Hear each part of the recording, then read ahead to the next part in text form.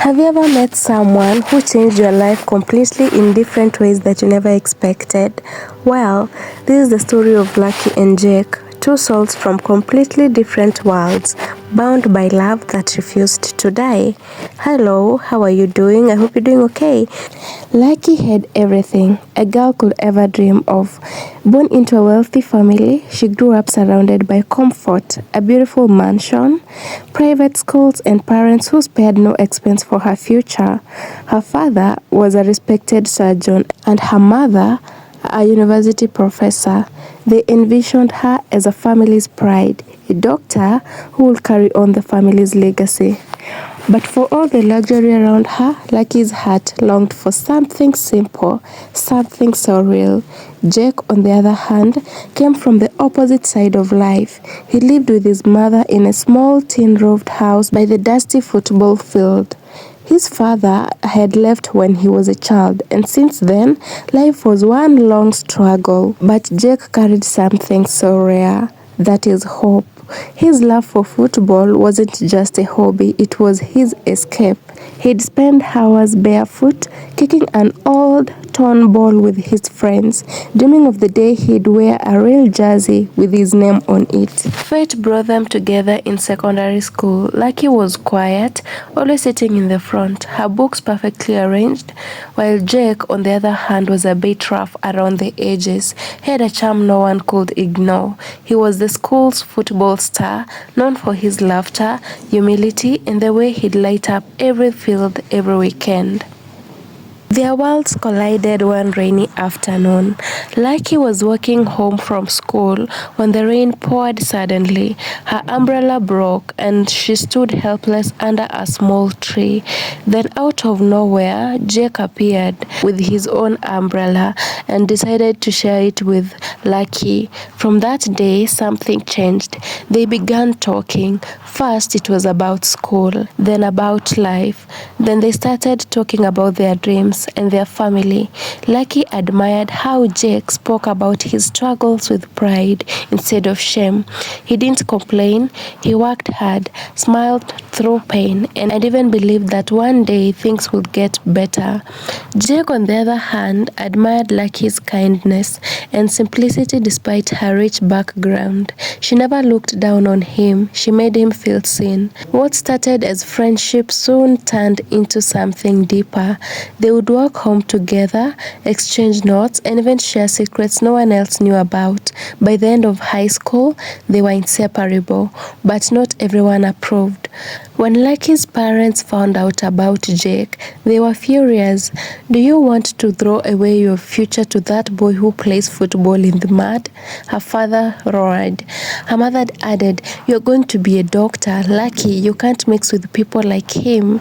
Lucky tried to explain that Jake was kind, he was hardworking, and even had dreams too, but her parents refused to listen. That night, Jake stood outside her gate, waiting for her like he always did. She came out quietly, tears streaming down her face. "They found out," she whispered. Jake looked at her, his heart sinking. "So what now?" "They want to send me abroad," Lucky said with her voice breaking.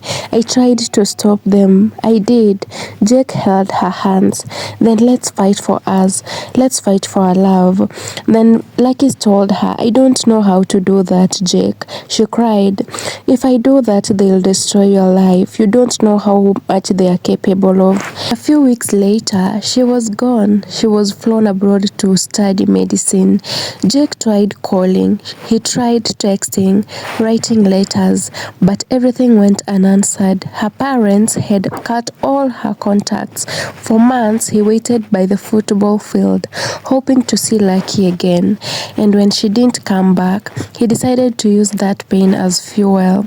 He trained harder than ever, playing in local tournaments, saving every coin to afford a better gear. He told himself that one day, Lucky will be back and she'd hear his name again, not as a poor boy from the slums, but as Jake, the man who made it in football. Now, 3 years passed. Jake was now a prominent footballer. While Lucky returned home as a fully trained doctor, she looked more mature, more composed, but deep down she was still the same girl who missed Jake every single day. Her parents were proud, introducing her to her rich friend's sons, trying to secure her a respectable match in that case.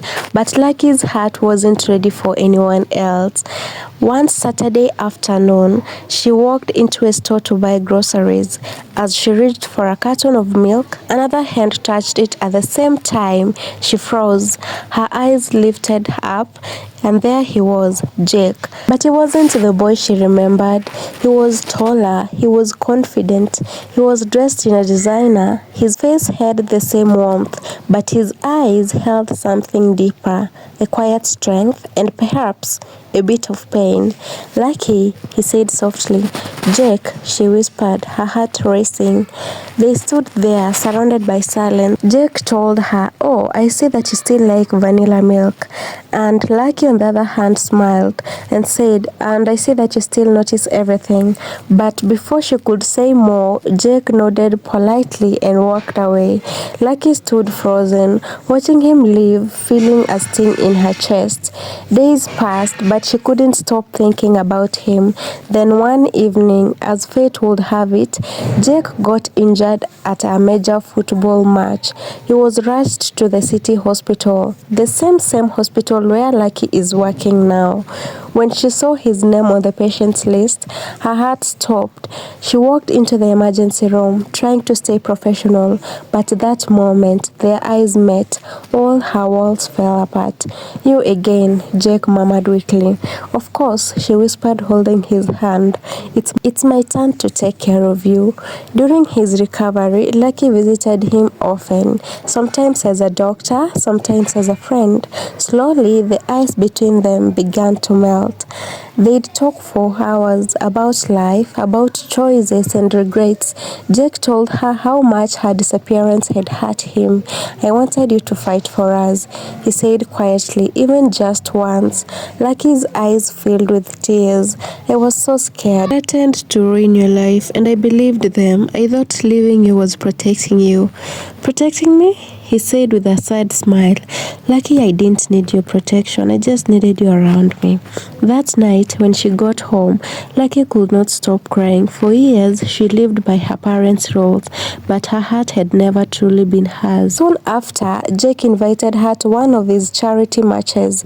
Watching him on the field, strong, confident, and adored by the fans, she realized that he had become everything he once dreamt of, and she was proud. After the game, they talked again, this time without fear. Jake smiled at her softly. "So, Dr. Lucky, what now?" She took a deep breath. "Now I'll fight for us." Her parents were outraged when they found out that she was seeing that same boy who was a footballer again. They gave her an ultimatum: him or us. And for the very first time in her life, Lucky stood tall. "Then I chose him," she said. Her family members were surprised. Her parents were furious. They withdrew their support, stopped speaking to her, and even tried to turn their relatives against her. But Lucky did not waver. Jake too stood by her, not with wealth or status, but with genuine love and respect. Together, they faced everything. They started spending time together. They go for dinners, late night talks, even attending Jake's football matches. Love found its way back, stronger than ever before. They fought together through pain, the criticism, the threats, and in the end, love triumphed. Later, in a quiet garden filled with close friends and laughter, Lucky walked down the aisle. Her gown was simple but elegant, and her smile brighter than ever. As she reached Jake, Jake whispered to her, "You fought for us this time," and she smiled through her tears. "And I'll keep fighting for the rest of my life." Their love had been tested by time, distance, and pain, but it came back stronger, because true love doesn't fade. It waits, it heals, and when the time is right, it fights back. Thank you for watching.